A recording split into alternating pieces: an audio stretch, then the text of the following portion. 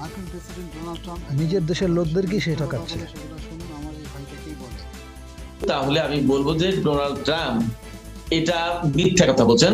কারণ ইরান যে পর্যায়ে এসে দাঁড়িয়েছে বা যুদ্ধ পরিস্থিতি এখন যেখানে, সেই জায়গা থেকে ইরানের যুদ্ধ বিরতি করার বা ডোনাল্ড ট্রাম্পের সাথে আলোচনা করে একটা নিরপেক্ষ অবস্থানে বা এই রকমের শান্তিপূর্ণ অবস্থানে যাওয়ার কোনো কারণ আমি দেখি না।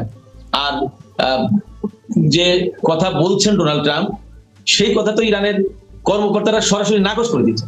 যার নাম করে বলা হয়েছে যে পার্লামেন্ট স্পিকার জনাব বাকের কলিবফ নাকি আমেরিকানদের সাথে আলোচনা করেছেন। বাকের কলিবফ পরিষ্কার বিবৃতি দিয়েছেন যে এইটা একদম ভুয়া খবর, এই কথা মিথ্যা, এই কথা বলে মূলত তেলের বাজারকে স্থিতিশীল করার চেষ্টা করা হচ্ছে এবং মানুষকে ধোঁকা দেওয়া হচ্ছে। একেবারে বাকের কলিবফ পরিষ্কার করে বলেছেন।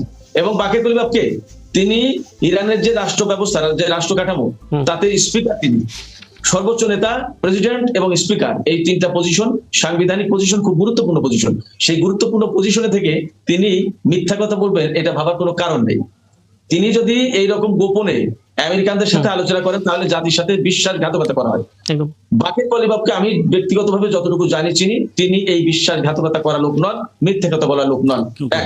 দুই হচ্ছে, on the other hand, Donald ট্রাম্পকে আমরা মিনিটে মিনিটে মুহূর্তে মুহূর্তে মিথ্যে কথা বলতে দেখি এবং তিনি আসলে সত্যি কথা কোনটা বলেন সেটা খুঁজে বের করা কঠিন ব্যাপার।